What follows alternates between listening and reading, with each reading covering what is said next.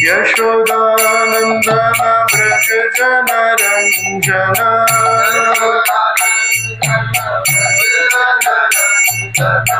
यमुना तीरावनचारी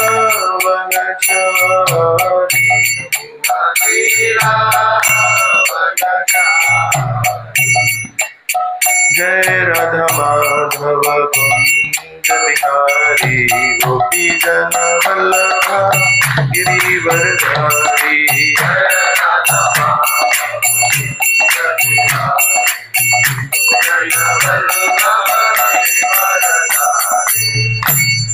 जय हरिनाम संकीर्तन की जय। ओम नमो भगवते वासुदेवाय।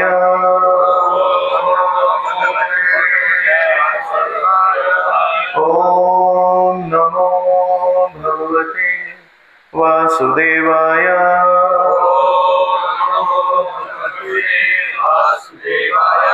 ओम नमो भगवते वासुदेवाय।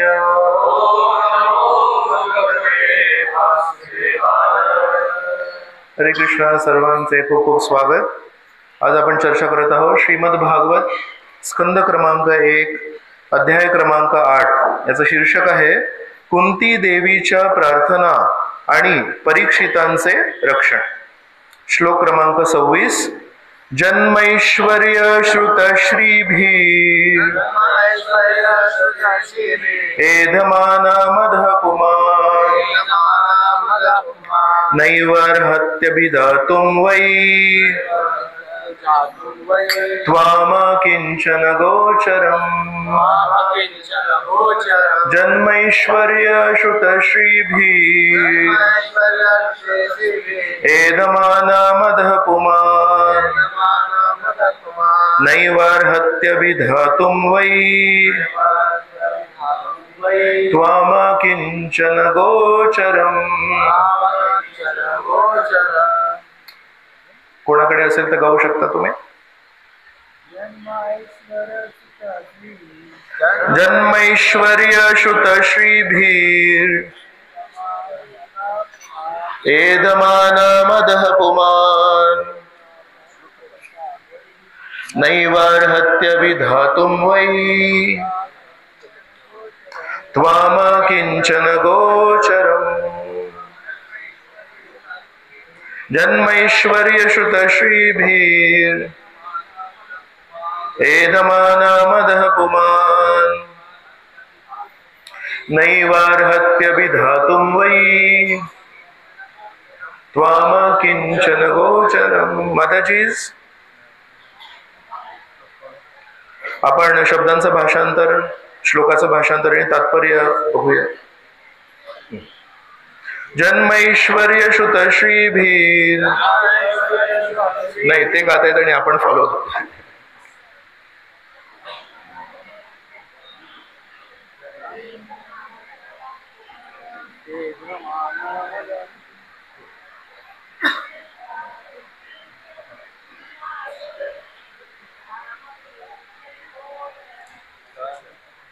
आपण शब्दांचं भाषांतर, श्लोकाचं भाषांतर आणि तात्पर्य बघूया। कृष्ण कृपामूर्ती एसी भक्तिवेदांत स्वामी श्रील प्रभुपाद द्वारे जन्म जन्म ऐश्वर्य ऐश्वर्य श्रुत विद्या श्रीभिः सौंदर्याने एधमान वाढ करतो मदह मद पुमान मानव प्राणी न नाही एव कधीही अर्हती योग्य आहे अभिधातुम प्रामाणिक भावनेने येणे वै निश्चितपणे त्वाम तुम्हाला अकिंचन गोचरम भौतिक दृष्टीने जे दीनहीन झाले आहेत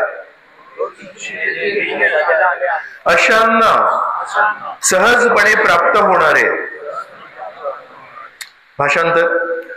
प्रभो, तुम्ही भौतिक दृष्टीने जे दीनहीन झालेले आहेत अशांना सहजतेने प्राप्त होणारे आहात भौतिक प्रगती पथावर जो मनुष्य आदरणीय वंश, मोठे वैभव, उच्च विद्या, रूप, यौवन यांबाबत स्वतःची वृद्धी करण्याचा प्रयत्न करतो तो प्रामाणिक भावनेने तुमच्याकडे येऊ शकत नाही. तात्पर्य: भौतिक दृष्ट्या प्रगत होणे म्हणजे उच्च कुळात जन्म घेणे, गडगंज संपत्ती जवळ असणे, उच्च शिक्षण घेणे, आकर्षक शरीर सौंदर्य असणे होय. सर्व भौतिकवादी अशा संपत्तीसाठी वेडे झालेले आहेत. यालाच भौतिक उन्नती म्हणतात. अशा नश्वर भौतिक गोष्टी मिळवून ते मिथ्या रूपाने गर्विष्ठ आणि मदोन्मत्त होतात. परिणामी भौतिक दृष्ट्या उन्मत्त झालेले असे लोक हे गोविंद, हे कृष्ण असे प्रेमपूर्वक दिव्य भगवन नाम उच्चारण करण्यास अपात्र ठरतात.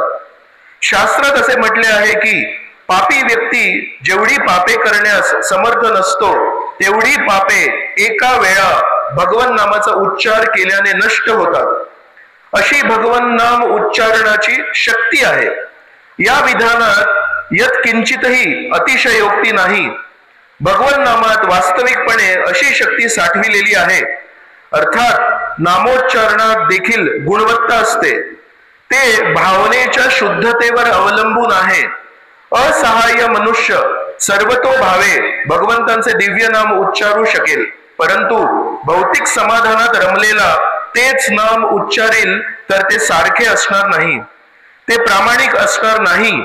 भौतिकतेने उन्मत्त मनुष्य वेळ प्रसंगी भगवंतांच्या दिव्य नामाचे उच्चारण करेलही, परंतु ज्या प्रामाणिक भावनेतून ते उच्चारण केले जावे तसे उच्चारण होणार नाही.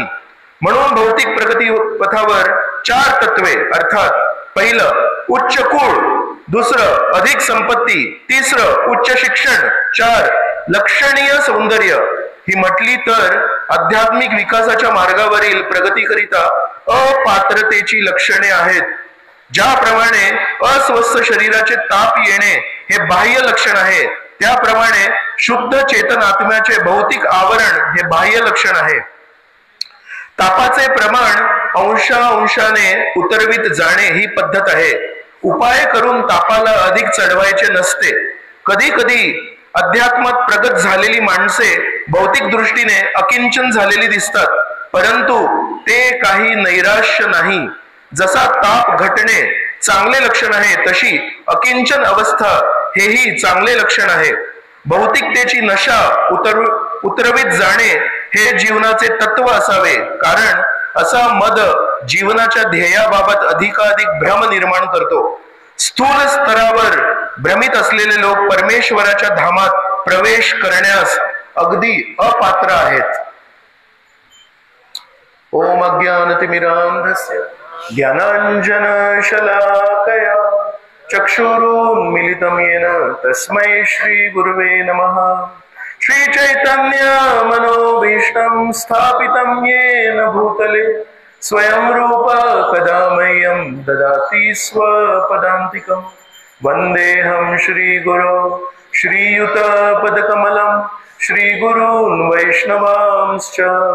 श्रीरूपं साग्रजातं सहगण रघुनाथान्वितं तं सजीवं साद्वैतं सावधूतं परिजनसहितं कृष्ण चैतन्य देवं. श्री राधा कृष्ण पादान् सहगण ललिता श्री विशाखान्वितांश्च. हे कृष्ण करुणा सिंधो दीनबंधो जगत्पते गोपेश गोपिका कांत राधा कांत नमोस्तुते. तप्त कांचन गौरांगी राधे वृंदावनेश्वरी वृषभानु सुते देवी प्रणमामि हरिप्रिये. वाञ्छाकल्पतरुभ्यश्च कृपा सिन्धुभ्य एव च पतितानां पावनेभ्यो वैष्णवेभ्यो नमो नमः. नमो विष्णुपादाय कृष्णप्रेष्ठाय भूतले श्रीमते भक्तिवेदांत स्वामिनिति नामिने. नमस्ते सरस्वते देवे गौरवाणी प्रचारिणे निर्विशेष शून्यवादी पाश्चात्य देशतारिणे. जय श्री कृष्ण चैतन्य प्रभु नित्यानंद, श्री अद्वैत गदाधर श्रीवासदि गौर भक्त वृंद। हरे कृष्ण कृष्ण कृष्ण हरे हरे, हरे राम राम राम हरे हरे। हरे कृष्ण। सर्वांचं खूप खूप स्वागत। आपल्याकडे 15 मिनिटं चर्चा करण्यासाठी, आपण पटकन काहीतरी चर्चा करूया। श्रील प्रभुपादांच्या जीवनात एक उदाहरण द्यायचे प्रभुपाद। शिष्यांना म्हणायचे, एकदा एक खूप मोठे सेठजी होते आणि त्यांच्या घरी एकदा एक नोकर आजारी पडला, त्याला ताप आला। तर डॉक्टरांनी जेव्हा आले तेव्हा डॉक्टरांनी म्हटलं की या नोकराचा तर ताप भरपूर वाढलाय। तर म्हणाले मला पण ताप आलाय। सेठजी म्हणाले मला पण ताप आलाय, मग मोजूया तुमचा ताप। तर यांचा ताप, सेठजींचा ताप 99 होता किंचित, आणि नोकराचा ताप होता 102। तर जेव्हा डॉक्टरनी सांगितलं नोकराचा ताप 102 आणि तुमचा 99, ते म्हणाले होऊच शकत नाही, माझा ताप नोकराच्या तापापेक्षा जास्ती पाहिजे। एक आमचे गुजराती भक्त आहेत, ते म्हणतात एकदा अशा प्रकारे एक कोणी शेअर ब्रोकर होते, स्टॉक ट्रेडिंग करतात शेअर मार्केटमध्ये, असेच त्यांना ताप आला होता, त्यांना आजारी पडले। तर डॉक्टर आले आणि थोडे बेशुद्ध अवस्थेत होते तापामुळे।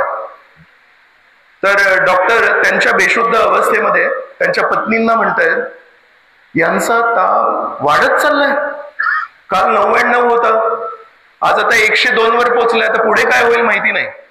मग माताजी म्हणाले अहो काहीतरी करा, याचा ताप कमी व्हायला पाहिजे। ते म्हणाले मी प्रयत्न करतोय, पण असं दिसतंय की यांचा ताप वाढत चाललाय। तेवढ्या तो अर्ध्या झोपेत, अर्ध्या शुद्धीत तो माणूस आहे, तो म्हणतो वेची दे वेची दे वेची दे वेची दे, गुजरातीमध्ये म्हणजे विकून टाक विकून टाक। तर शेअर मार्केटमध्ये शेअरचा भाव जेव्हा वाढत जातो तेव्हा शेअर ब्रोकर काय म्हणतो, विकून टाक लवकर विकून टाक, भाव वाढतोय, कमी नाही व्हायला पाहिजे। याचा अर्थ की जरी त्या व्यक्तीला आजार झालाय आणि तो आजार वाढतोय, पण त्याला ते जाणवत नाही की माझा आजार वाढतोय। आजार वाढणं हे चुकीचं आहे, शरीरासाठी घातक आहे। तसं श्रील प्रभुपाद आजच्या तात्पर्यामध्ये म्हणतायत की भौतिक दृष्टीने समृद्ध होणे आणि त्यामध्ये आश्रय शोधणे हे भौतिक तापाच्या वाढीचं लक्षण आहे।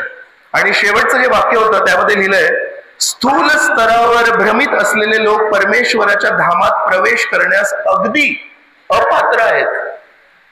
आणि काय 4 गोष्टी श्रील प्रभुपादांनी सांगितल्या, उच्च कुळात जन्म, खूप सारी संपत्ती असणं, मी एक शब्द वापरला, गडगंज संपत्ती असणे, आणि तिसरा शब्द वापरला की विद्या असणे, खूप मोठमोठ्या कॉलेजामधून पास आउट होणे, आणि चौथी गोष्ट म्हणाले रूपवान असणे, आकर्षक असणे। या 4 गोष्टींमुळे लोकांना ताप येतो आणि त्या तापामुळे भगवत धामात प्रवेश नाहीये। आपण याला कसं समजून घ्यायचं? कधी पण कोणा व्यक्तीच्या जीवनामध्ये परमेश्वर एकच असू शकतो। 2 परमेश्वर जर म्हणाला कोणी, मला हे पण परमेश्वर आहेत हे पण परमेश्वर, तर समजायला पाहिजे त्या व्यक्तीला परमेश्वराची व्याख्या माहित नाही। परमेश्वर एकच असतो, ईश्वर भरपूर असू शकतात, नियंत्रक भरपूर असू शकतात, पण ईश्वर परम कृष्ण सच्चिदानंद विग्रह, ईश्वर म्हणजे नियंत्रक। पण श्रीकृष्ण कोण आहे? ईश्वर परम। माझ्या फॅक्टरीमध्ये एक ईश्वर आहे, सुपरवायझर आहे, पण त्याला पण एक ईश्वर आहे, मॅनेजर आहे, त्याचा पण ईश्वर आहे, कोण? त्या फॅक्टरीचा मालक, त्याच्यावर पण ईश्वर आहे। कोणी MIDC चे ऑफिसर असतात ते, त्याच्यावर पण एक ईश्वर आहे, कोण? मिनिस्टर, त्याच्यावर पण ईश्वर आहे, मुख्यमंत्री, त्याच्यावर पण ईश्वर आहे। अशा प्रकारे ईश्वर परम, याचा ईश्वर कोण? हा, याचा ईश्वर कोण? हा, असं करत करत ब्रह्मदेवांपर्यंत पोहोचतो आपण। आणि ब्रह्मदेवांचे ईश्वर कोण? जे हे स्तोत्र गातायत, ईश्वर परम कृष्ण सच्चिदानंद, सर्व ईश्वरांचे ईश्वर, वर वर वर वर वर जर गेलो तर आपण श्रीकृष्णांना भेटतो। म्हणून जो व्यक्ती म्हणतो नाही हे पण मोठे आहेत, हे पण मोठे आहेत, हे पण मोठे आहेत, हे पण वंदनीय आहेत, हे पण आहेत, सगळेच वंदनीय आहेत, त्या व्यक्तीला परमेश्वराची व्याख्या माहित नाही। जर आपण पैशाला आपला परमेश्वर मानत असू तर कुठेतरी आपण आपल्या जीवनाचं समीकरण चुकलो। माझ्या कॉलेजमध्ये कार्यक्रम व्हायचा, तर तिथे एक माझ्या मित्राला मी नेहमी बोलवायचो, अरे तू कार्यक्रमाला येत नाही, तू कार्यक्रमाला येत नाही। एक दिवशी मला काय म्हणाला, हे बघ माझं एक स्पष्टता आहे माझी. काय इंग्लिशमध्ये आम्ही बोलत होतो, म्हणाला गॉड इज एक्स. तर गणितामध्ये कधी कधी इक्वेशन जेव्हा सॉल्व्ह करतो तेव्हा एक्स असतं. एक्स म्हणजे एक तथाकथित एक नंबर आहे. तो म्हणतो जो व्यक्ती गरीब आहे त्या गरीबाचा गॉड, त्या गरीबाचा परमेश्वर पैसा आहे. त्याला जर पैसे मिळाले त्याचे सर्व प्रश्न सुटतात. ज्याच्याकडे नोकरी नाहीये त्यासाठी नोकरी परमेश्वर आहे. त्याला नोकरी नाहीये, नोकरी मिळाल्यावर सगळे त्याचे प्रश्न सुटतात. ज्याचं लग्न होत नाहीये, जो त्या व्यक्तीचं लग्न लावून देतो तो त्याच्यासाठी परमेश्वर आहे, त्याचे सगळे प्रश्न सुटतात. जो गरीब आहे त्याला पैसा परमेश्वर आहे. ज्याला नोकरी नाही, नोकरी देणारा व्यक्ती परमेश्वर आहे. लग्न होत नाही, लग्न देऊन लावणारा व्यक्ती परमेश्वर आहे. अशा प्रकारे त्या परिस्थितीमध्ये त्या गरजू व्यक्तीला जो मदत करतो तो त्याचा परमेश्वर आहे. मी नाही मानत की सर्वांच्या वर एक परमेश्वर आहे, पण शास्त्रांच्या अनुसार एक लक्षात येतं. जसा एक गावातला एक व्यक्ती होता, साधारण आपला शेतकरी होता. त्याच्या वाढत्या वयातल्या मुलाला नेहमी सांगायचा, हे बघ तुला मोठं होऊन या गावाचा सरपंच व्हायचंय, समजलंस? तर त्याच्या जीवनामध्ये महत्वाकांक्षा काय, मला सरपंच बनायचंय. का तर सरपंच त्या गावातला सगळ्यात मोठा व्यक्ती. एक दिवशी सरपंचाच्या घरी हा जेव्हा गेला होता तेव्हा बघितलं सरपंच थोडा तणावात होता. मग मी विचारलं, अरे आज तुझे बाबा असे थोडे तणावात का दिसतायत? म्हणे नाही, शासनाचे कोणतरी अधिकारी येणार आहेत तपासणी करायला की या गावामध्ये काय चाललंय म्हणून तणावात. त्याला एक लक्षात आलं, माझ्या वडिलांसाठी माझ्या गावातले सरपंच सगळ्यात मोठे आहेत, पण सरपंचासाठी शासनाचा जो अधिकारी जो आज येणार आहे इन्स्पेक्शन, तो सगळ्यात मोठा आहे. मग वाट बघितली यांनी. मग तो जेव्हा आला तेव्हा त्याला सगळे हादरले होते, सगळे घाबरत होते. म्हणाला मला आता शासनाचा एक अधिकारी बनायचंय. काही वर्षांनी जेव्हा कॉलेजला गेला तेव्हा शहरात गेला. मग त्या शासनाच्या अधिकारीच्या ऑफिसमध्ये गेला. तिथे बघितलं तो शासनाचा अधिकारी त्या दिवशी तणावात होता. त्याला विचारलं, का रे काय झालं? म्हणतो आज राजाचा मंत्री बघायला येणार आहे. हो का, म्हणजे राजाचा मंत्री बनायला पाहिजे. राजाच्या मंत्रीला बघितलं तर तो तणावात होता. मग म्हटलं का, तर आज राजाने मला हुकूम दिलाय, म्हणजे राजा तणावात आहे. मग एक दिवशी म्हणाला मला तर राजा बनायचंय. एक कुठला तरी रथयात्रा उत्सव होता. रथयात्रा उत्सवाला सगळेजण वाट बघत होते, राजा येईल आणि तिथे झाडू मारेल. तेवढ्यात बघितलं राजा आला आणि सगळ्यांच्या देखत, आपल्या प्रजेच्या देखत त्यांनी हातात एक झाडू घेतला आणि परमेश्वराच्या समोर रस्त्यावर झाडू मारला. मग त्याला लक्षात आलं, सरपंच मोठा आहे का? त्या सीमित परिस्थितीमध्ये मोठा आहे, पण सर्वांगीण दृष्टीने सरपंच मोठा. त्याच्यावर कोण अधिकारी, त्याच्यावर कोण मंत्री, त्याच्यावर कोण राजा, आणि राजाच्यावर कोण ईश्वर परम कृष्ण सच्चिदानंद विग्रह. म्हणून आपल्याला जरी बऱ्याच गोष्टींचा लोभ असेल आणि आकर्षण जरी असेल, पण आपल्याला नेहमी माहिती पाहिजे सर्वतोपरी एक व्यक्ती आहे. ते कोण आहे? गोविंदमादि पुरुषम तमहं भजामि. तर मग जर या श्लोकाच्या भावनेनुसार जर कुंती देवी म्हणतायत की या 4 गोष्टी परमेश्वर प्राप्तीसाठी बाधक आहेत, मग आपण शिक्षण घ्यायचं की नाही? आपण पैसे कमवायचे की नाही? आपल्याला जर परमेश्वराने लहानपणापासून सुंदर चेहरा दिला असेल तर तो काळवण करायचा, त्याला कोळसा लावायचं की नाही सुंदर नाही बनायला पाहिजे म्हणून. या गोष्टीतून भावना काय ते आपल्याला समजून घ्यायला पाहिजे. म्हणतात कुंती देवी आपल्याला म्हणतायत आणि श्रील प्रभुपाद तात्पर्यामध्ये म्हणतायत, जर आपल्याला या गोष्टींचा आश्रय घेऊन असं वाटत असेल या गोष्टी आपल्याला वाचवतील, जीवनातल्या समस्या सोडवण्यासाठी पैसा पाहिजे, जीवनातल्या समस्या सोडवण्यासाठी सगळ्या मोठमोठ्या लोकांशी कॉन्टॅक्ट पाहिजे, जीवनातल्या समस्या सोडवण्यासाठी मी सुंदर पाहिजे, जर ही आपली भ्रांत धारणा असेल तर ती आपल्याला भगवत धामाला घेऊन जाण्यासाठी बाधक ठरेल. पण पैसे असणं चुकीचं नाही, रूप असणं चुकीचं नाही, उच्च कुळात जन्म घेणं चुकीचं नाही. फक्त एक कला शिकायची आपल्याला. या 4 परमेश्वराने दिलेल्या आपल्याला जर गोष्टी आहेत त्याला परमेश्वराच्या सेवेत कसं लावायचं. त्यासाठी आजच्या श्लोकामध्ये जो शेवटचा शब्द होता, परमेश्वर आहेत अकिंचन गोचर. अकिंचन या शब्दामध्ये एक शब्द आहे जोड शब्द आहे आणि दुसरं आहे किंचित. संस्कृत भाषेमध्ये किंचित म्हणजे थोडंफार, तर अकिंचन म्हणजे ज्याच्याकडे थोडंफार पण असण्याची भावना नाही. त्याच्या मनात जर विचारलं परमेश्वर खरे की पैसा खरा, तो म्हणतील परमेश्वराच्या चरणांजवळ जे नेहमी लक्ष्मी देवी असते पण ज्या लोकांनी पैशांची शरण घेतली आहे त्यांना काय वाटतं, आपण न चुकता दिवाळीच्या एका दिवशी लक्ष्मी पूजन करतो. मी आतापर्यंत अनेक अशा कार्यक्रमांमध्ये हा प्रश्न विचारलाय, कोणी इथे असा व्यक्ती आहे का जो लक्ष्मी पूजा करत नाही? आहे इथे कोणी बसलेलं? लक्ष्मी पूजा मी करत नाही. पण हा असा प्रश्न जर मी बाहेर विचारला तरी माझा पूर्ण विश्वास आहे लोक म्हणतील नाही नाही आम्ही लक्ष्मी पूजा करतो, लक्ष्मी पूजेशिवाय कसं होणार. पण त्याच व्यक्तीनं जर विचारलं, लक्ष्मी ज्यांची पूजा करतात नारायण, त्या नारायणाची पूजा करता का तुम्ही? तर बाहेरच्या जगामध्ये किती लोक हात वर करतील? प्रभूजी आम्हाला लक्ष्मी पूजा करायची आहे. का माहितीये? आमच्याकडे ना एक ते नाणं असतं है ना, प्रत्येकाच्या घरी एक चांदीचं किंवा सोन्याचं नाणं असतं, त्याच्यावर लक्ष्मी देवीचं चित्र असतं. आणि कशी असते, एक कमळाचं फूल, त्याच्यावर लक्ष्मी देवी उभी आहे आणि लक्ष्मी देवीचा असा हात असतो, वरद हस्त, आणि इथून काय पडत असतं? बोला बोला, लाजू नका. हा, सोन्याचे नाणे पडत असतात. प्रभूजी ते सोन्याचे नाणे इतके चमकतात ना की काय सांगू. तर थोडस जर पूजा केली, एखाद नाणं घरी पडलं तर काय प्रॉब्लेम आहे. पण थोडा आपण जर विचार केला तर त्या एका नाण्यावर लक्ष्मी देवींच्या हातातून असे सोन्याचे नाणे पडत असतात. आणि इतर वेळेस जेव्हा जेव्हा लक्ष्मी देवीचं आपण चित्र बघतो तेव्हा लक्ष्मी देवींचे हात कुठे असतात? शेषशायी विष्णू. विष्णू आराम करतायत. विष्णू तर लक्ष्मी देवीकडे बघत पण नसतात, अर्ध डोळे बंद करून योग निद्रेत असतात. आणि लक्ष्मी देवी स्वतःच समर्पण दाखवण्यासाठी नेहमी नारायणाचे चरण दाबत असते. तर ज्यांचं लक्ष वर्षभर लक्ष्मी देवींच्या हातावर असेल ते म्हणतील लक्ष्मी पूजेच्या दिवशी तर आम्हाला ते नाणे दिसले, पण बाकी सगळ्या चित्रांमध्ये जेव्हा जेव्हा आपण लक्ष्मी देवी बघतो, लक्ष्मी देवी ही नारायणाची अर्धांगिनी आहे आणि नेहमी नारायणाच्या चरणांची सेवा करत असते.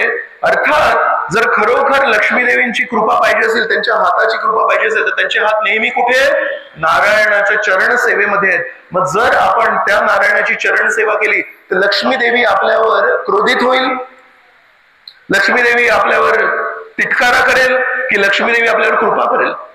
जे लोक म्हणतात जय हनुमान ज्ञान गुण सागर, जय कपीसती लोक उजागर, त्या हनुमानांच्या भक्तांनी जर एक दिवशी एक नारा लावला जय श्रीराम, तर त्या दिवशी हनुमानजी त्यांच्यावर चिडतील, म्हणतील बरोबर ना, अरे कालपर्यंत तू जय हनुमान ज्ञान गुण सागर म्हणायचा आणि आता तू जय श्रीराम म्हणतोयस. की त्या दिवशी हनुमानजी त्याला खरोखर वास्तविक आशीर्वाद देतील.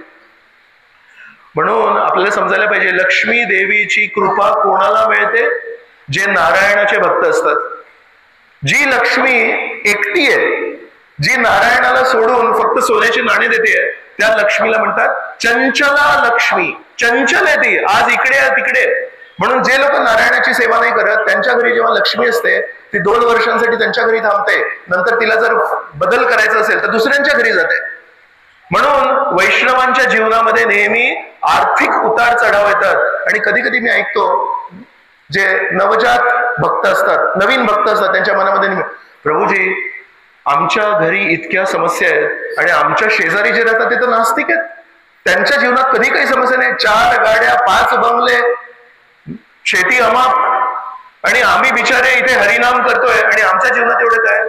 पण एक लक्षात ठेवा, चंचला लक्ष्मी आहे ती. त्या लक्ष्मीच्या शेजारी तिचे पती नाही आहेत. ज्या महिलेच्या शेजारी तिचे पती नसतात ती चंचला असते. आणि जी लक्ष्मी नारायणाच्या चरणांजवळ आहे ती नेहमी नारायणाची चरण सेवा करते, ती आहे स्थिर लक्ष्मी.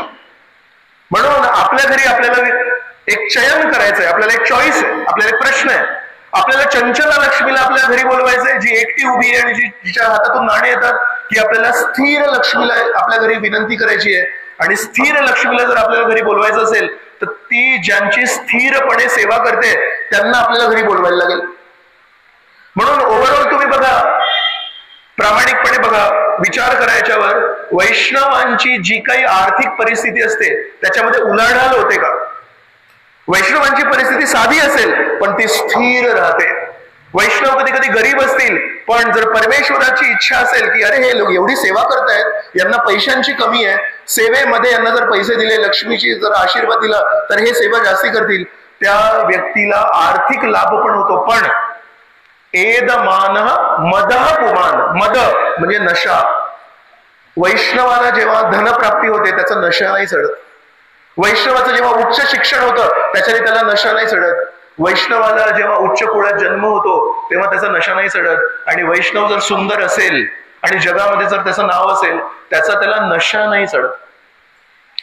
दोन अकिंचन गोचर म्हणजे ज्यांनी पैशांचा आश्रय नाही घेतलाय अशा लोकांबद्दल मी पटकन तुम्हाला उदाहरण देतो आणि मग आपण थांबूया. पहिले व्यक्ती म्हणजे सुदामा. सुदामांकडे बाह्य दृष्टीने पण काही आर्थिक धनसंपत्ती नाहीये. नेहमी त्यांची पत्नी त्यांना म्हणायची, अहो लहानपणी श्रीकृष्ण तुमचे शाळेतले मित्र आहेत आणि आज खूप मोठे द्वारकाधीश झालेत, तुम्ही का नाही त्यांच्याकडे जाऊन दोन शब्द मांडा त्यांच्या समोर. आणि श्रीकृष्ण मी असं ऐकलंय त्यांच्याकडे कोणीही व्यक्ती गेला तर पटकन त्यांना मदत करतात. सुदामा अकिंचन गोचर वृत्तीचे होते. सुदामा म्हणाले, बरं नाही वाटत असं. जेव्हा मैत्रीमध्ये स्वार्थ येतो तेव्हा त्या मैत्रीच्या दुधाला विरजण लागतं. तर मला त्या मैत्रीला विरजण नाही लावायचंय, मला त्या दुधाला गोड दूध ठेवायचंय, तर मी नाही जाणार. अशा प्रकारे अनेक वेळा त्यांची पत्नी त्यांना म्हणते, जा हो जा हो जा हो. तर त्यांनी मनातल्या मनात विचार केला, जर मी द्वारकेला गेलो, शेवटी श्रीकृष्णांसमोर काय विचार मांडायचे, श्रीकृष्णांशी काय बोलायचं ते माझ्यावर आहे. तर मी एक काम करतो, उत्तम श्लोक दर्शन लालसा. श्रीकृष्णांचं दर्शन घेण्यासाठी मी द्वारकेला का नाही जाऊ शकत? आणि दर्शन घेताना मी त्यांना मागणी काही नाही करणार, पण त्यांचा तो गोड चेहरा, त्यांची ती मैत्रीची भावना ती मी का चुकवू म्हणून. तर म्हणून भागवताच्या श्लोक क्रमांक नाही अध्याय क्रमांक बहुतेक 85 आहे. सुदामा श्रीकृष्णांची जी भेट आहे 84-85च्या आसपास आहे कुठेतरी. तर तिथे जर बघितलं तर येतं, सुदामात पोरबंदरवर त्यांचं घर होतं, तिथून द्वारकेला निघाले तेव्हा त्यांच्या मनामध्ये पैसे मागण्याची इच्छा नव्हती. त्यांच्या मनामध्ये इच्छा होती उत्तम श्लोक दर्शन लालसा. त्यांना परमेश्वराचं दर्शन घ्यायचं होतं. मग गेले. मग श्रीकृष्ण म्हणतात, सुदामा तू आलायस आणि माझ्यासाठी तू काय आणलंस? तर सुदामा म्हणतात, नाही काही नाही आणलं. ऍक्च्युली पोहे घेऊन गेले होते. रूप गोस्वामींनी आपल्याला सांगितले उपदेश अमृतामध्ये मैत्रीचे 6 लक्षण आहेत. पहिले 2 काय आहेत? ददाती प्रतिगृह्णाती. तर सुदामा गरीबातले गरीब होते. आपले आचार्य आपल्याला सांगतात की सुदामाच्या घरी पोहे पण नव्हते. तर जेव्हा त्यांना इच्छा झाली की मी श्रीकृष्णांना भेटायला चाललोय, आपल्या मित्रांना भेटायला चाललोय, काहीतरी द्यायला पाहिजे, रिकाम्या हाताने नाही जायला पाहिजे. मग काय करायला पाहिजे? त्यांच्या पत्नीने त्यांच्या शेजारच्या घरांमध्ये भिक्षा मागितली. 6 घरांमध्ये भिक्षा मागून ते इतके पोहे मिळाले. म्हणजे विचार करा, सुदामा किती गरीब आहेत आणि ते ज्या ठिकाणी राहत आहेत त्या आजूबाजूच्या घरांमध्ये किती गरिबी आहे. पण भावना बघा काय, मित्राच्या घरी जाताना रिकाम्या हाताने नाही जायचं, भिक्षा मागून जाईन, थोडे पोहे घेऊन जाईन साधे, पण तरी पण काहीतरी देण्याच्या भावनेने जायचं. तर म्हणून अशा प्रकारे सुदाम्याने ते थोडेसे मूठभर पोहे घेतले आणि गेला. पण श्रीकृष्ण जेव्हा विचारतायत तू माझ्यासाठी काही आणलं का, ते म्हणाले, आता कसं सांगू मी की मी तुझ्यासाठी हे स्वस्त पोहे आणले? नाही. पण श्रीकृष्णांना माहिती आहे सुसंस्कृत व्यक्ती आहे. सुसंस्कृत व्यक्ती कोणालाही भेटायला जातो, कधी रिकाम्या हाताने नाही जात. यांनी नक्कीच काहीतरी आणलं. ते काय लपवतोयस तू? नाही काही नाही, काहीतरी लपवतोयस. आणि श्रीकृष्णांनी जोर जबरदस्तीने सुदाम्याचे पोहे खेचून त्याच्या हातातून घेतले आणि एक मूठ अशी तोंडात टाकली आणि म्हणाले, आहा किती हे सुंदर पोहे, आणि तू सुदामा एवढ्या प्रेमाने आणले. दुसरी मूठ घेण्यासाठी पुन्हा एकदा हात टाकणार होते, रुक्मिणी देवीने त्यांचा हात पकडला. म्हणाले, स्वामी परत एक घेऊ नका तुम्ही. का? कारण तुम्ही एक मूठ पोहे त्यांच्या त्या पिशवीतून घेतले, स्वेच्छेने घेतले, ते काही देत नाहीयेत, पण तुम्ही घेतले. पूर्ण जग तुमच्या मंदिरात येऊन काही ना काही अर्पण करतं, आणि जेव्हा भक्तिभावाने अर्पण करतं, योमय भक्त्या प्रयच्छती, तर तुम्ही भक्तिभावाने घेता. पण जर कोणी नास्तिकाने तुमच्या समोर दुर्योधन का भोग न खायो, रुको शाक विदुरगर खायो, विदुराच्या घरी केळीचे साल खाल्ले, पण दुर्योधनाच्या घरी त्यांनी 56 भोग नाही खाल्ला. का? प्रेम नव्हतं त्याच्यामध्ये. तर लोक अर्पण करण्याचा प्रयत्न करताय पण तुम्ही काही खात नाही, आणि सुदाम्याच्या पिशवीतून तुम्ही जबरदस्तीने ते पोहे खाल्ले. मी त्याला माझं सर्वस्व देऊन टाकलं. मी ऋणी झाली सुदाम्याचे, माझ्या स्वामींची काय यांनी सेवा केली, काय माहिती केली. माझे स्वामी सहसा घेत नाही, मोठमोठे राजा जेव्हा देतात तेव्हा त्यांचं घेत नाही, आणि या सुदाम्याचे पोहे घेतले. हा कोणतरी श्रेष्ठ व्यक्ती आहे, तर मी त्याला ऑलरेडी सगळं काही देऊन टाकलंय.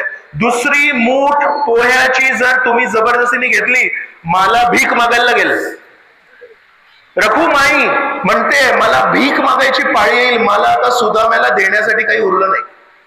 तर सुदाम्याची जी भावना आहे ती आहे, माझ्याकडे काय आहे श्रीकृष्णाला देण्यासाठी, पण श्रीकृष्ण म्हणतात तुझ्याकडे प्रेम आहे मला देण्यासाठी. तर म्हणून सुदामा आहेत ते आहेत अकिंचन गोचर, आणि दुसरे व्यक्ती जे अकिंचन गोचर आहेत ते आहेत बली महाराज.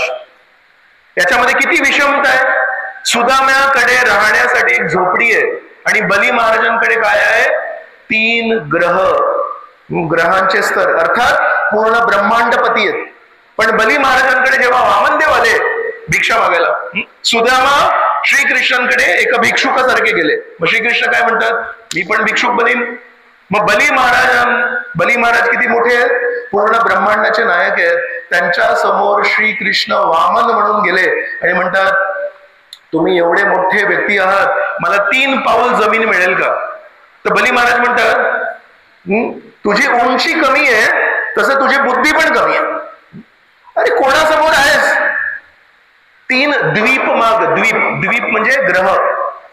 म्हणतात तू 3 पाऊल मागणारा बिंडोक वामन आहेस, बटू आहेस. 3 मला ग्रह मागितले असते, तुला 3 ग्रह दिले असते. 3 स्तर मागितले असते, 3 स्तर दिले असते. माझी लाज काढलीस तू. तर तेव्हा वामन काय म्हणतात नाही, समाधानी ब्राह्मण आहे मी, मला 3 पाऊल पाहिजे तेवढे द्या, त्याच्यामध्ये मी समाधानी आहे. म्हणतात ठीक आहे मी देतो. आणि हातात पाणी घेतात आणि ओम असं म्हणणार असतात. त्यांना ते वरदान देण्यासाठी तेवढे शुक्राचार्य येतात, त्यांचे गुरु. शुक्राचार्य म्हणतात थांब बली मूर्खा, हे वामन नाही आहेत, हे विष्णू आहेत. हे एका कामगिरीवर आलेत, हे 3 पाऊल जमीन मागायला नाही आलेत. आता तू जर यांना जमीन देण्याची कबुली केलीस, तुझ्या डोळ्यांसमोर मी ज्ञानी आहे, मला सगळं काही कळतंय. तुझ्या डोळ्यांसमोर यांचा आकार वाढेल. पहिल्या पावलामध्ये हे जमीन घेतील, दुसऱ्या पावलामध्ये स्वर्ग इत्यादी सगळे ग्रह घेतील, 3रं पाऊल जमीन देण्यासाठी तुला काही उरणार नाही, भिकारी होशील, देऊ नकोस. शुक्राचार्य गुरु आहेत. गुरूंचं कर्तव्य काय आहे, परमेश्वराला शरण कसं जायचं हे शिकवणं. आणि शुक्राचार्य आपल्या शिष्याला शिकवत आहेत की शरण नको जाऊ. अशा परिस्थितीमध्ये शिष्याने काय करावं, जर गुरु विपरीत असतील तर शिष्याने काय करावं. जर तो मूर्ख असेल तर तो त्या मूर्ख गुरुची शिकवण ऐकेल आणि म्हणेल मी परमेश्वराला शरण जाणार नाही. पण एक खूप मोठं सौभाग्य होतं बली महाराजांचं. बली महाराजांचे आजोबा होते प्रल्हाद. ज्या प्रल्हादाला त्यांच्या वडिलांनी वारंवार थांबवलं होतं, अजिबात भक्ती करायची नाही, पण प्रल्हाद लहान वयापासून श्रवणम कीर्तनम विष्णू स्मरणम पाद, स्वतः त्यांनी क्षणोक्षणी प्रत्येक अडचणीला सामोरं जाऊन भक्ती केली होती. त्या आजोबांचे हे नातू आहेत. आजोबांकडून त्यांनी एकच गोष्ट शिकली होती, कितीही काही परिस्थिती झाली परमेश्वराची भक्ती सोडायची नाही. आज त्याची कुठे पराकाष्ठा केली, त्यांचे स्वतःचे जिवंत गुरु त्यांना म्हणतायत अजिबात परमेश्वराला शरण जायचं नाही, अजिबात परमेश्वराला तू काही देऊ नको, दान देऊ नको, ते परमेश्वर तुझ्याकडून सगळं काही घेतील आणि तुला भिकारी करतील. पण बली महाराज काय म्हणतात, माझे शिक्षा गुरु आहेत ना, माझे शिक्षा गुरूंनी मला सांगितलंय, माझे आजोबा माझे शिक्षा गुरु आहेत. लहानपणी दररोज मला एक गोष्ट सांगायची आणि म्हणायचे जीवनाचं सगळ्यात मोठं सौभाग्य आहे परमेश्वराला शरणागत होणे. जीवनाचं सगळ्यात मोठं सौभाग्य आहे परमेश्वराला शरण जाणे. माझ्या शिक्षा गुरु माझ्या आजोबांनी लहानपणापासून मला नेहमी कथा सांगितली होती, विष्णूंना समर्पण करायचं. माझं सौभाग्य आहे, मला विष्णूंना समर्पण करण्यासाठी कुठे जायची गरज नाही, प्रवास करायची गरज नाही. ते विष्णू आज स्वतः चालून माझ्या घरी आलेत आणि मला म्हणतायत की कृपया मला काहीतरी दे. विचार करा, परमेश्वर जर आपल्या घरी आले, दारी आले आणि म्हणाले मला तुझ्याकडून काहीतरी पाहिजे, याच्यापेक्षा मोठं काय सौभाग्य आहे. पण हे सौभाग्य जाणून घेण्यासाठी कोणतरी गुरु लागतात. बली महाराजांच्या शिक्षा गुरूंनी त्यांना नेहमी शिकवलं होतं परमेश्वराला देणं हे आपलं सौभाग्य आहे. आणि ते परमेश्वर बली महाराज विचार करतात आज माझ्या घरी चालून आहेत, याच्यापेक्षा मोठं सौभाग्य काय आहे. त्यांचे दीक्षा गुरु त्यांना काय म्हणतायत, नको करू शरण, पण ते म्हणतात नाही, मी माझ्या शिक्षा गुरूंचं ऐकणार आणि मी तुम्हाला नाकारतोय. स्वतःच्या गुरूंना नाकारणं याच्यापेक्षा जास्ती जघन्य गोष्टी वेदांमध्ये सांगितलेली नाहीये. पण श्रीमद भागवत अमलम पुराणामध्ये एक गोष्ट आहे. ऍक्च्युली अमलम पुराणामध्ये आपल्या गुरुला नाकारण्याची गोष्ट उदाहरण नसायला पाहिजे, कारण उत्कृष्ट ग्रंथ आहे श्रीमद भागवत. पण श्रीमद भागवताने ही एक गोष्ट पण शुकदेव गोस्वामींनी का सांगितली, त्या गोष्टीतून शुकदेव गोस्वामींना तुम्हाला आणि आम्हाला एक खूप मोठा धडा द्यायचा आहे. जर आपल्याला चुकीची शिकवण देणारा कोणी व्यक्ती असेल, तो आपल्या जीवनामध्ये कितीही महत्वाच्या स्थानावर असेल, आपण त्याला नाकारण्यासाठी तयार पाहिजे. कुठपर्यंत जाऊ शकतं ते? आपले आई वडील जर आपल्याला चुकीची गोष्ट सांगत असेल, विठ्ठलाचं नाव नाही घ्यायचं, तुकाराम महाराजांना शरण नाही जायचं, गुरूंकडून दीक्षा नाही घ्यायची, तर आई वडिलांचं स्थान किती मोठं आहे आपल्या जीवनामध्ये. पण या बाबतीत आपण त्यांचं ऐकायचं नाही. आणि त्याची पराकाष्ठा कुठपर्यंत गेली? कारण श्रीमद भागवत एक क्रांतिकारी ग्रंथ आहे. श्रीमद भागवत खूप उच्च स्तराचे आपल्याला उदाहरण देतात. म्हणतात जर बली महाराजांकडे त्या प्रसंगामध्ये आपल्या स्वतःच्या गुरूंना नाकारलं, तर आपण लहान सहान मित्रांना, लहान सहान नातेवाईकांना तर आपण नक्कीच नाही ऐकायला पाहिजे. आणि आपण आपली अखंड हरिनाम करायला पाहिजे आणि नेहमी भक्ती करायला पाहिजे. तर बली महाराजांनी सांगितलं, तुम्ही जर मला ही चुकीची शिकवण देताय, मी तुम्हाला नाही स्वीकारणार. आणि सर्वांच्या देखत शुक्राचार्यांना नाकारून ते म्हणाले ओम. आणि ते म्हणाले वामन सांगा तुम्हाला काय पाहिजे, तुम्हाला मी 3 पाऊल जमीन देतो. आणि जसं शुक्राचार्यांनी सांगितलं होतं तशाच प्रकारे वामन देवांनी आकार वाढवला. पहिल्या पावलामध्ये पृथ्वी इत्यादी ग्रह घेतले, दुसऱ्या पावलामध्ये स्वर्ग इत्यादी ग्रह घेतले. आणि आता काय झालं माहितीये, बलीकडे बघतायत आणि म्हणतायत तू मला 3 पाऊल वचन दिलं होतं आणि मी 2 पावलामध्ये तुझी सगळी संपत्ती घेतली, कमी पडलास. पूर्ण ब्रह्मांडाचा मालक वामन देवांपुढे कमी पडला. श्रील प्रभुपादांचे वडील होते, ते श्रील प्रभुपादांना नेहमी म्हणायचे, जर परमेश्वराने द्यायचं ठरवलं तर परमेश्वराकडे हजारो हात आहेत आणि आपल्याकडे 2च हात आहेत. आपण सावरण्यासाठी कमी पडू. आणि म्हणाले जर आपण परमेश्वराशी वैर केलं आणि परमेश्वराने ठरवलं की याच्याकडून घ्यायचंय मला, तर परमेश्वर 1000 हाताने घेतात, आपण 2 हाताने काय सावरणार. तर प्रभुपादांनी ते नेहमी लक्ष ठेवलं. आणि म्हणून प्रभुपादांचे पण शिक्षक म्हणून त्यांचे वडील आहेत, तर प्रभुपादांनी नेहमी परमेश्वराला समर्पण केलं, जे काही आहे ते परमेश्वरासाठी. म्हणून प्रभुपाद आचार्य झाले. आणि म्हणून बली महाराजांनी पण आपल्या शिक्षकांकडून ऐकलं, आजोबांकडून ऐकलं त्यांनी, आणि नेहमी ठरवलं काही होऊ दे, पण मी नेहमी परमेश्वराला समर्पण करणार, शरणागत करणार. एका क्षणात ज्यांनी त्यांना जीवनदान दिलं होतं त्या गुरूंना त्यांनी नाकारलं, पण परमेश्वराला समर्पण केलं. याच्यातून एक लक्षात येतं की बली महाराज जरी पूर्ण ब्रह्मांडाचे मालक होते, पण त्यांनी त्या संपत्तीची कधी शरण घेतली नव्हती. संपत्ती त्यांच्याकडे होती पण त्याची शरण नव्हती घेतली. म्हणून या दृष्टीने बली महाराज पण अकिंचन गोचर आहेत. प्रतापरुद्र महाराज, आज रथयात्रा आहे, आपण इथे शेवटी समाप्त करूया. पण रथयात्रेच्या दिवशी जर आपण जगन्नाथपुरीला भक्तांना घेऊन नाही गेलो तर आपण अपराधी आहे. तर म्हणून रथयात्रेच्या दिवशी श्री चैतन्य महाप्रभू नृत्य करून जेव्हा थकले, तेव्हा जगन्नाथ वल्लभ गार्डन मध्ये जाऊन आराम करत होते. तिथे भक्तांनी प्रतापरुद्र महाराजांना धरलं आणि म्हणाले, प्रतापरुद्र महाराज तुम्हाला जगन्नाथ श्री चैतन्य महाप्रभूंची कृपा पाहिजे होती, आज तो दिवस आहे. आज श्री चैतन्य महाप्रभू जगन्नाथजींची सेवा करून खूप खुश आहेत. आतापर्यंत त्यांनी तुम्हाला कधी दर्शन नाही दिलं, आज जर तुम्ही त्यांच्या जवळ गेले तर तुम्हाला दर्शन देतील. याने सगळे राजवस्त्र सोडले. का? कारण तो अकिंचन गोचर आहे. त्यांनी त्याचा फेटा, त्याचे रत्न, त्याच्या गळ्यातल्या माळा सगळे काही काढले, साधे वस्त्र परिधान केले. श्री चैतन्य महाप्रभू थकून आडवे पडले होते, आराम करत होते. तिथे जाऊन कोणालाही न विचारता, कोणालाही न सांगता परीक्षित महाराजांनी सर्व वैष्णवांचा आशीर्वाद घेतला आणि नंतर श्री चैतन्य महाप्रभूंचे पाय दाबायला लागले. आणि गोपिकांनी श्रीकृष्णांची जी स्तुती केली होती ती स्तुती गायला लागले. श्री चैतन्य महाप्रभू म्हणतात, प्रभू कहे के तुम्ही करीला मोराहित.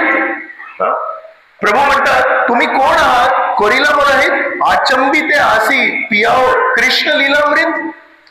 तुम्ही कोण आहात? तुम्ही माझं हित केलं, अचानक आले, न सांगता आले, तुम्ही अनोळखी व्यक्ती आहात, तुम्हाला मी कधी बघितलं नाही, आणि तुम्ही आज रथयात्रेच्या दिवशी मला श्रीकृष्णांचा लीला, गोपिकांच्या प्रेमाचे प्रार्थना सांगताय, तुम्ही कृष्ण लीलामृत देताय, कोण आहात तुम्ही?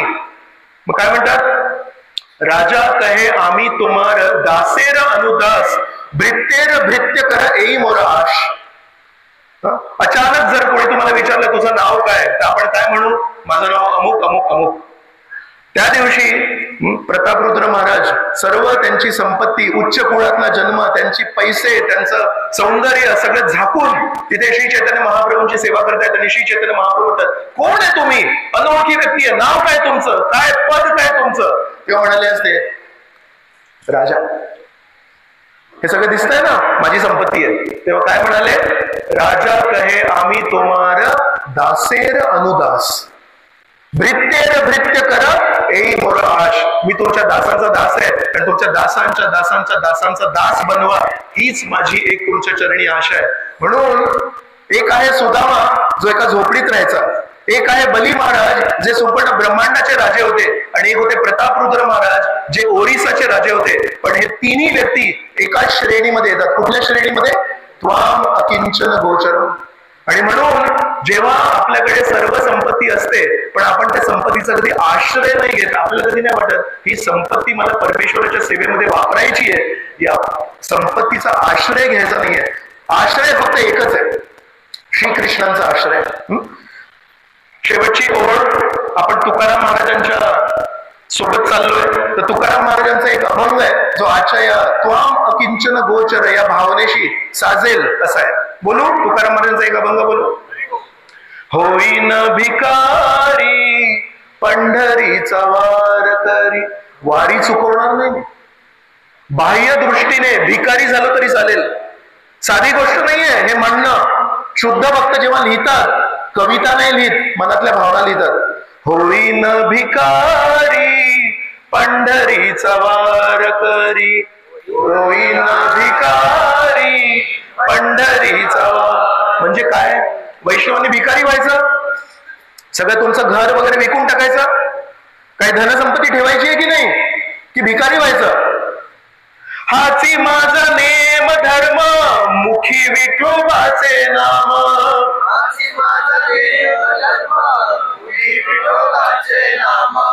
ती जी ऐहिक धनसंपत्ती ती सोडायची, पण मी भिकारी नाही होणार आहे, मी खूप धनी होणार आहे. काय धनी होणार आहे माहितीये? हेची माझा नाम धर्म, मुखी विठोबाचे नाम.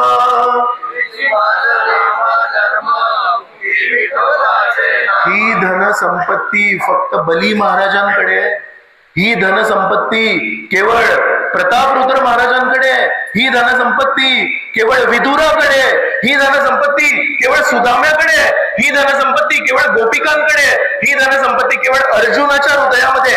ती धनसंपत्ती कोणी मिळवण्याचा प्रयत्न नाही करत आहोत, ती धनसंपत्ती मिळवली. मी खूप श्रीमंत होईन,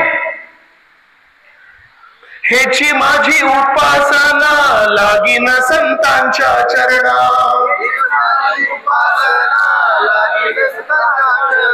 ज्यांनी श्रीकृष्णांना प्रसन्न केलंय त्यांच्या चरणांना स्पर्श करून ती जी धुली आहे ती घेईन ना मी, त्याच्याने श्रीमंत होईन ना, त्यांनी माझा मेकअप करीन ना मी, माझ्या चेहऱ्यावर संतांच्या चरणांची धुळी लावून तो फेअर अँड लवली करीन ना. कारण हा जो फेअर अँड लवली आहे तो परमेश्वराच्या डोळ्यामध्ये फेअर अँड लवली आहे, आणि हा जो क्रीम आहे हा शरीरासाठी फेअर अँड लवली आहे.